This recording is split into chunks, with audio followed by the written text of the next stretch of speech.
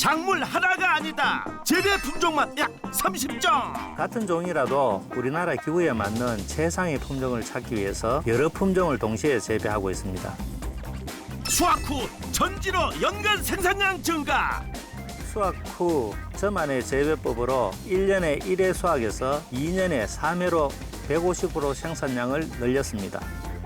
기후 변화에 대처하는 미래 대체 작물의 대중화 모색.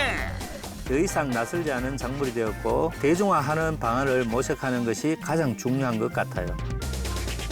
현재에 살며 미래를 준비하는 부자농부 이야기 지금 시작합니다. 장렬하는 태양, 숨이 턱턱 막히는 무더위에 바다로, 계곡으로 피서를 떠나는 사람들.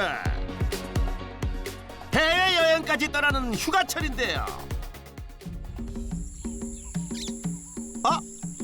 설마 해외로 떠난 걸까요? 새소리에 우거진 정글, 더위가 싹 사라지는 느낌입니다. 좋다.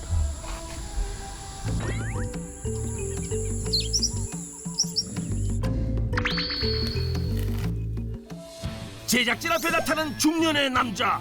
그렇다면 혹시 부자농부 되세요? 예, 맞습니다. 만났습니다. 오늘의 부자농부. 여기 완전히 별천지인데 어떤 작물로 부자가 되신 거예요? 이 별천지인 열대작물로 부자가 됐습니다. 열대작물이요? 한국이라고 믿기 어려울 정도로 다양한 열대작물이 곳곳에 동남아시아 농장이라도 해도 믿겠는데요. 열대작물 농장 운영으로 연매출 1억 5천을 올리고 있는 조병진입니다. 열대작물 농장 운영 11년차 조병진 부자농부를 소개합니다. 경상북도 청도군에서 열대작물을 원산지 방불케 할 정도로 성공적으로 재배하고 있는 부자농부. 그 비법을 지금부터 배워보겠습니다. 그야말로 뜨겁게 내리쬐는 태양. 지구가 온통 이글이글 끓는 듯한데요. 와우, 체감온도는 40도를 넘었습니다.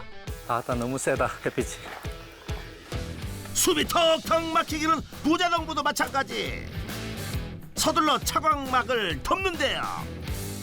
그런데 열대작물들을 키우려면 태양빛을 가리면 안 되는 거 아닌가요? 이 열대작물도 35도 이상 넘어가면은 성장을 멈춰버립니다. 멈춰버리니까 35도 이하로 유지시켜주면 좋은데 그게 안 되는 경우가 많습니다. 우리나라 사실 이렇게 더운데 네. 뭐 관리는 어떻게 하세요? 그 PD님은 그 여름철에 관리를 어떻게 하십니까? 바람도 세고 예. 그래도 더우면 그냥 뭐 찬물에 뭐 샤워하거나 식물도 마찬가지로 관리를 해줘야 됩니다. 안에 공기가 더우면은 바람도 바깥으로 배출을 시켜줘야 되고 하우스 안은 여름에는 3일에 한 번씩 꼭 물을 줘야 됩니다. 35도에서 왔다 갔다 아마 더워도 그 정도 유지를 하고 있습니다. 아하, 열대작물도 고온에 노출되지 않도록 관리가 필요하군요. 그렇다면 영하로 떨어지는 우리나라 겨울엔 어떻게 관리해요? 겨울에도 18도 이하로 떨어지면은 얘네들이 성장을 멈췄습니다. 멈췄는데 저희들 같은 경우에는 18도까지 유지를 못 시켜줍니다. 난방비가 너무 부담이 돼서. 난방비용이 많이 드나요? 그렇죠. 1년에 한 1,500만 원 정도. 난방비가 1,500만 원이나 들어요. 이렇게까지 투자를 하시는데 어떤 작물이 있는지 궁금한데요.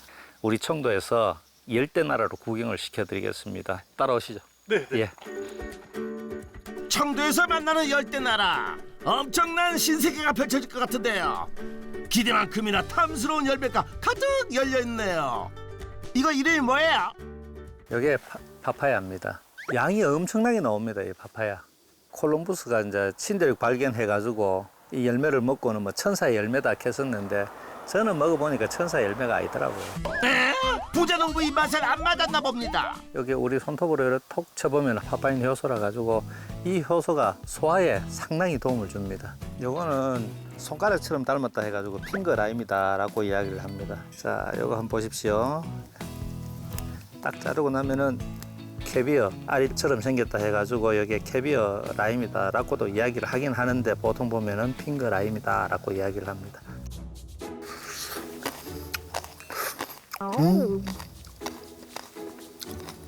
자, 피디님 한번 드셔보십시오. 네네. 네.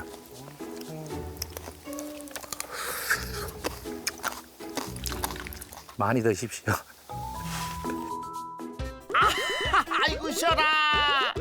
많이 먹으라고 할 때 알아봤어야 되는데. 신맛은 제대로 바꿔요. 이것도 무슨 작물이에요? 이게 왕레몬입니다. 레몬과 시트론의 교배종으로 일반 레몬의 2배 이상 크기인데요. 그 맛은요? 아이고 오늘 고생하네 서PD. 어우, 크기만큼 너무 신나네요. 농장에 몇 종 정도 있는 거예요? 30가지 이상 된다라고 생각하시면 될 겁니다.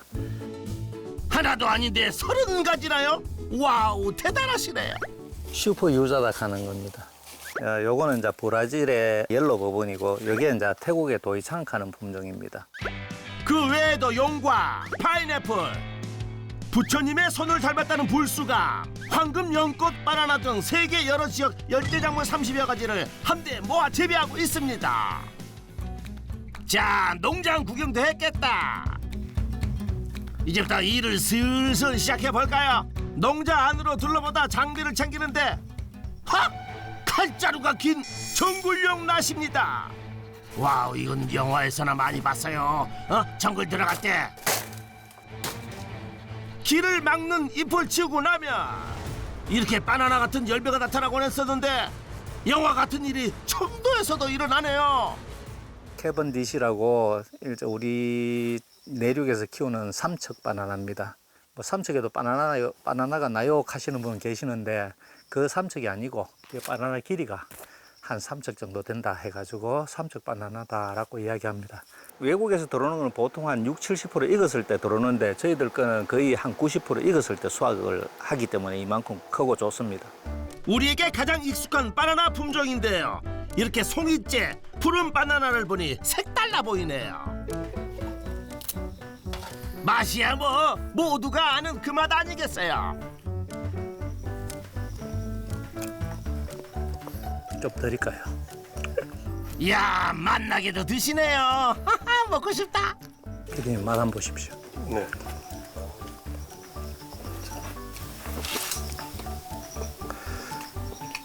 다른 거 맛있네. 맛있죠. 네. 우리가 먹는 그 바나나랑 좀 다른 품종 아닌가요? 아닙니다. 똑같습니다. 평소에 먹는 바나나는 이렇게 쫀득쫀득거리지 않았는데. 예. 쫀득쫀득한 맛도 있지만은 당도도 더 뛰어나고 더 낫습니다.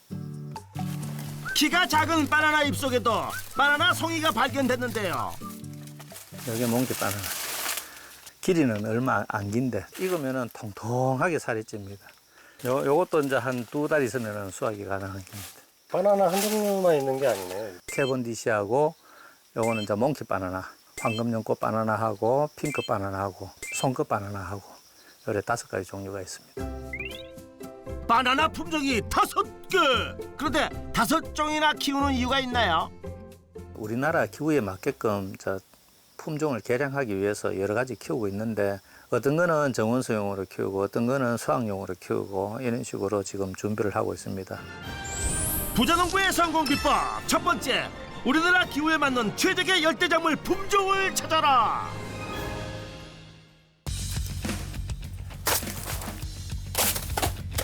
갑자기 바나나 줄기를 가차없이 베어버리는 부자농부. 그것도 모자라 멀쩡한 잎까지. 왜 그러세요? 바나나를 좀 더 맛있게 하기 위해서 잘라주고 있습니다. 바나나 맛을 위해 베어버린다고요? 열매의 당도와 품질을 높이기 위해 열매를 솎아준다는 말은 들어봤어도 잎과 줄기는 처음인데요. 바나나 맛을 위해 희생된 자네들, 정말 바나나를 맛있게 하는 거 맞아요? 얘네들이 엄마 잎을 먹고 자라면은 병을 잘 안 한다 하는 이야기를 들었습니다. 그래가지고 될 수 있는 대로 거름을 엄마 잎으로 줄기로 거름을 많이 하고 있습니다. 미생물 공급을 해주면은 이게 자연 분해돼 가지고 거름이 돼줍니다. 풀도 못 자라고 이거 일석이조입니다. 언제 크나 걱정할 거 없이 8개월이면 왕성히 자라 꽃을 피우고 5개월 후면 달고 쫀득한 바나나를 수확할 수 있다고 합니다. 그럼 전지는 언제 하나요? 수확 끝나고 나면은 바로 잘라줍니다. 잘라줘야지만이 이 바나나 옆에 있는 애기 바나나들이 더 잘 자랍니다. 바나나 자체가 튼튼해지니까 생산량에도 상당히 도움이 됩니다. 부자농부의 성공 비법 두 번째, 수확 후 전지로 바나나 생산량과 품질을 향상시켜라. 이게 무슨 소리죠? 설마 열대작물 농장에 정글 동물이라도 사는 걸까요? 그때 넓적한 부리에 물과 키가 있는 하얀 무리들이 등장했습니다. 아니, 얘들이 갑자기 어디서 나타난 거죠? 우리 농장의 일꾼들입니다. 일꾼이라고요? 하하, 세상에 이런 일이. 어디 무슨 일을 하는지 볼까요? 슬슬 농장을 산책하는가 싶더니 배가 고팠는지 풀을 뜯어 먹습니다. 먹고 또 먹고, 아무리 봐도 놀고 먹는 중인 것 같은데요. 아니, 애들이 정말 일꾼 맞아요? 거위가 풀을 뜯는다 해가지고 농장 안에 이어놨었는데 저래 다니면서 풀이 있으면 저래 조금씩 저래 다 뜯어먹고 있습니다. 지금 가 쪽으로는 저희들이 아예 풀이 없습니다. 제초 작업을 해주니까 큰 일꾼입니다. 아하, 거위들이 제초 작업 중이었군요. 보이는 족족 풀을 싹 먹어 치워주니 인건비 절약되고 제초제 쓸 일이 없으니 자연스럽게 친환경 농업도 실천 중이랍니다. 와우, 너희들 진짜 큰 일꾼이구나. 잠시 후 제초 작업을 거위에게 맡기고 농장 옆 작업장으로 간 부자농부. 조 박사 잘 돼가? 잘 되고 있어요. 지금 병 멸균시키고 있어요. 멸균시키고 있어? 네. 기계도 괜찮은 것 같고 잘 되고 있어요. 오케이. 농장에서 백색의 가운 차림으로 실험 중인 이 박사님 누구세요? 수의대 연구직 박사학위를 받고 제 농장에 스카우트 해온 제 둘째 딸입니다. 안녕하세요. 지성과 미모를 겸하셨군요. 반갑습니다, 조민정 씨. 작물을 재배하는 농장에서는 보기 힘든 실험 도구들인데요. 조 박사님, 지금 무슨 실험 중인지 물어봐도 되겠어요? 기계들이 잘 작동되고 있는지 몇 번 정도, 한 10번 이상은 테스트를 하고 식물을 생산하는 게 더 안전하고 건강한 식물들을 생산할 수 있기 때문에 지금은 테스트를 하고 있습니다. 여기서 식물을 생산한다고요? 온통 기계 장치뿐인 실험실에서 어떻게 생산이 가능한 건지 도통 이해가 안 되는데요. 무병 종묘를 생산하기 위해서 조직 배양 시설을 갖다 이어놨습니다. 자체 내에 이제 종묘 수급도 가능하고 또 우리 조 박사하고 또 연구하다 보면은 우수한 종자를 또 이래 생산을 할 수 있을 것 같아가지고 제대로 지금 스카우트 했는데 제대로 할 것 같습니다. 연봉 협상 끝났나요? 연병 협상이요? 아니요, 아직요. 안 끝났습니다. 사장님 더 올려주실 거죠? 연봉 협상요? 네, 많이 올려드려야죠. 감사합니다.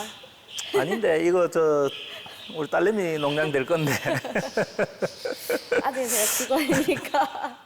연봉 협상은 잠시 미뤄두고 대표님과 연구원은 바로 실험 계획에 들어갑니다.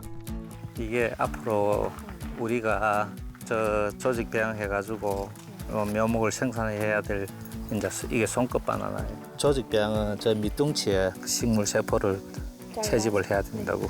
키 작은 파파야가 있어요. 그거는 파파야 속에 씨앗이 없어요. 씨앗이 없으니까 그거는 조직 배양을 해야 돼요. 아니면은 방법이 없어요. 동물 조직 배양 전공자인 민정 씨에게 식물 조직 배양은 아직 생소한 분야. 부자농부에게 하나씩 배우는 중입니다. 2개, 저기. 6,000원. 그게 돈이 되면 더 신나는 법이죠. 한 개 3,000원씩. 우와. 씨부터 저는 무조건 키워야 된다고 생각을 했는데 삽목이라는 것도 있고 젖목이라는 것도 있고 근데 파종도 있긴 하지만 생각보다 란타나가 빨리 이렇게 땅에만 심으면 뿌리가 자란다는 게 너무 신기했어요. 무병 조직 배양을 통해서 바나나를 생산하는 게 제 최종 목표입니다. 뭐든지 열심히 하고 제가 한 개 가르쳐 주면은 한 2개, 3개 이래 바로바로 처리를 해주니까 제가 믿고 또 맡겨 놓을 수 있을 것 같아요. 서로 힘이 되어주는 아버지와 딸. 그 힘으로 건강한 조직 배양 성공은 문제없이 진행될 것 같습니다. 광준님 밥 먹자. 잘 먹겠습니다. 새참 시간. 부장부의 첫 쌈은 자, 오늘 고생했다. 공주님 거. 공주님 쌈은 아빠의 뱃서. 맛있다. 할만해요? 더운 거 빼고는 너무 행복한데 더운 게 진짜 쥐약인 것 같아. 어제는 뭐 유난히 진짜 덥다. 유난히 더워.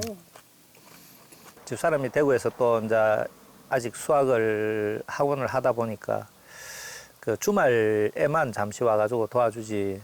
나머지는 거의 제 혼자 해야 되니까 외롭기도 외롭고 그게 벌써 한 11년 됐습니다. 11년 됐는데 아빠 쪽에 이래 농사가 전망이 있다 가는 것도 좀 설명도 해주고 해가지고 오니까 진짜 든든한 우군을 얻는 것입니다.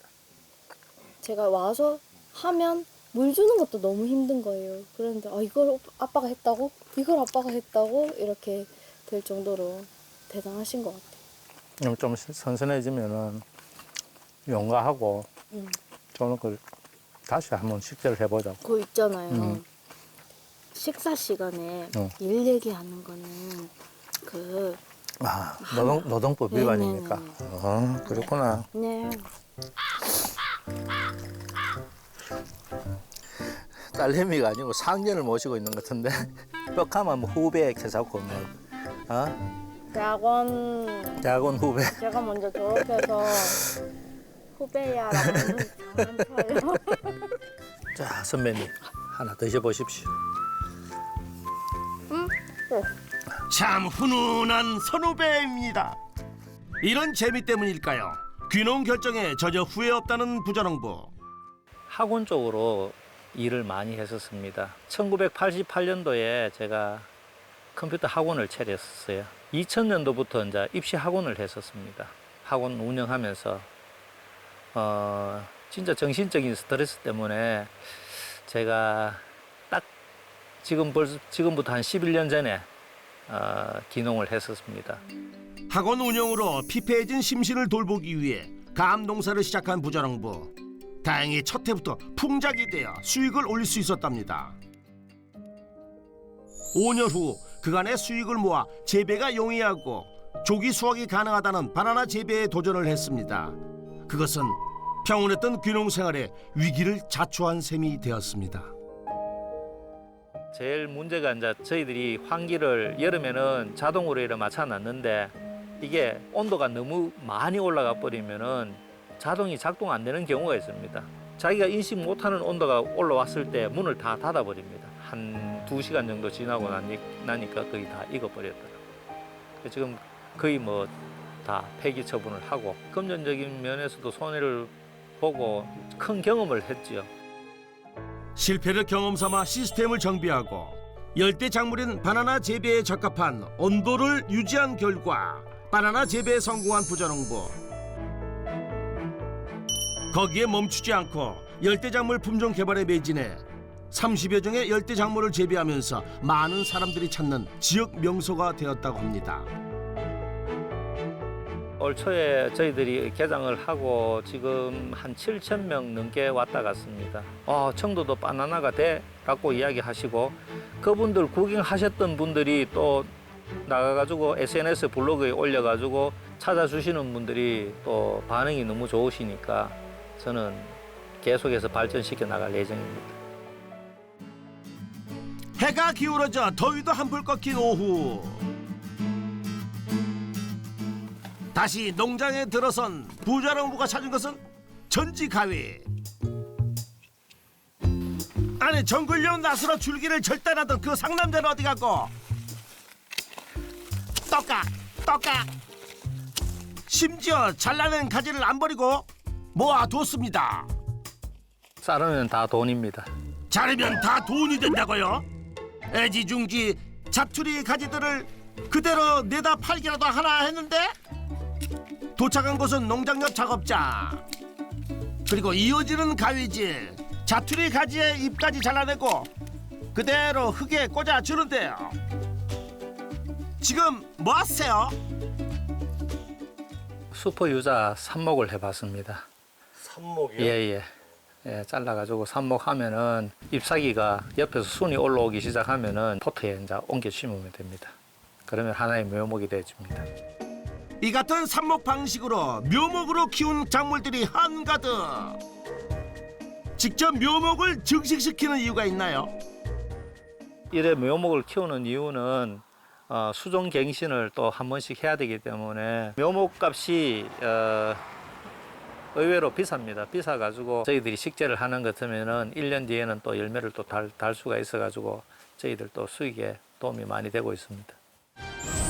부자농부의 성공 비법 세 번째, 열대식물 모종 증식으로 수익을 올려라. 늦은 오후 노지 농장으로 나온 부자농부.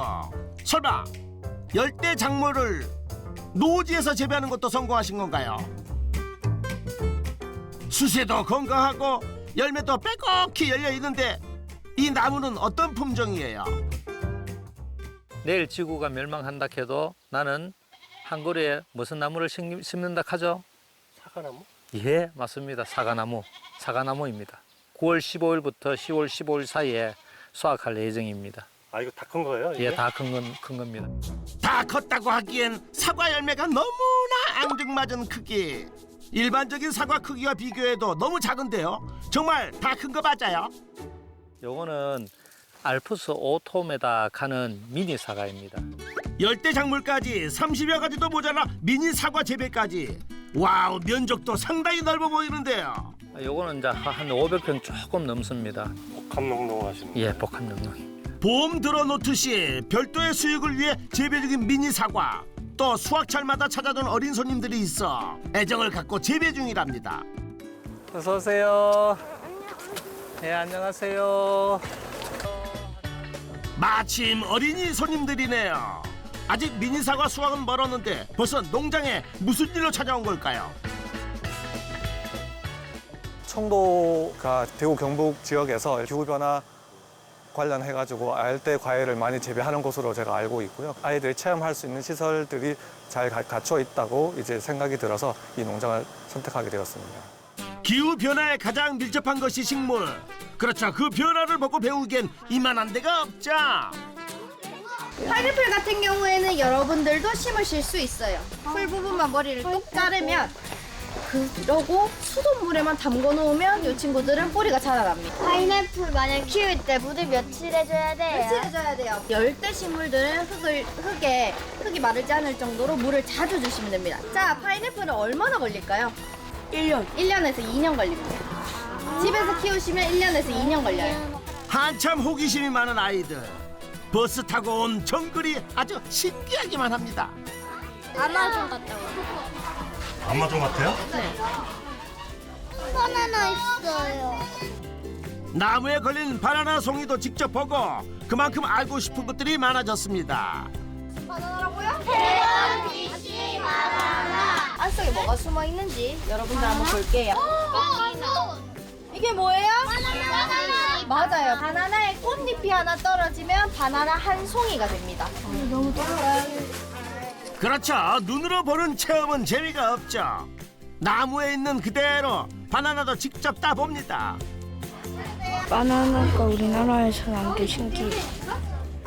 따봤으니까 이제 먹어봐야겠죠.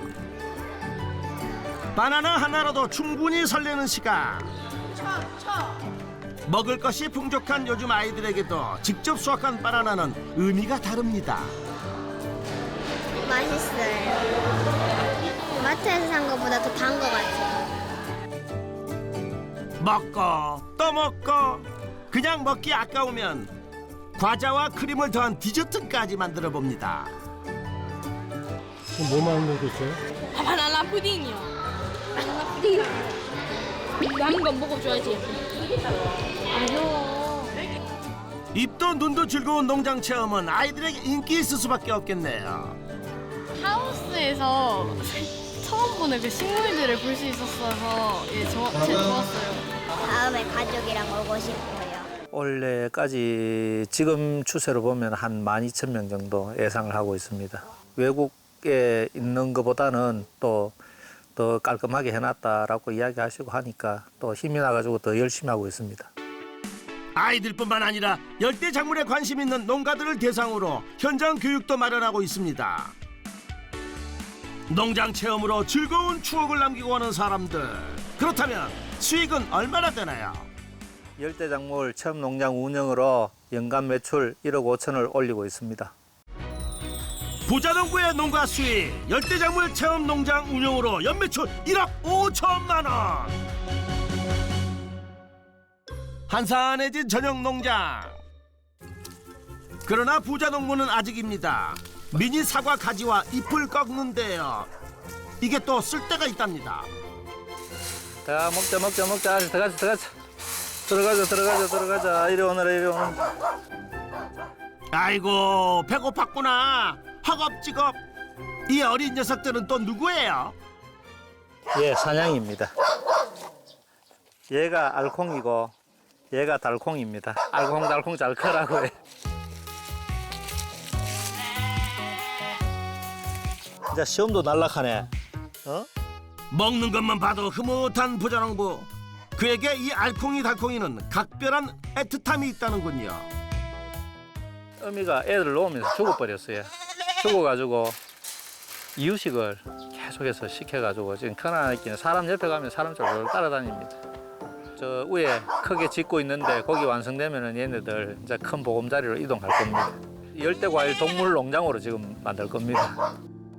그 위에 사냥까지. 또 어떤 동물 식구들이 늘어날지 기대해 보겠습니다.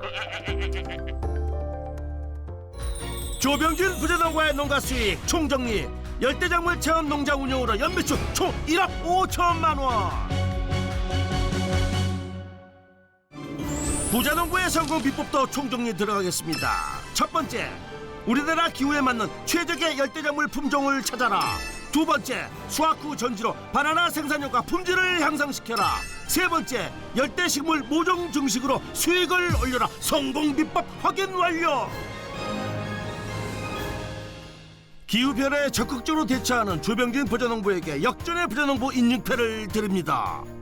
이 명패를 받고 나니까 더 열심히 해야 되겠다 하는 부담감이 확 느껴지네요. 이 명패 받고 다른 사람의 더 모범이 될 수 있도록 열심히 노력하겠습니다. 역전의 부자농부 화이팅! 청도의 열대작물 펼쳐지를 꾸민 열정의 조병진 부자농부에게 역전의 부자농부가 응원하겠습니다.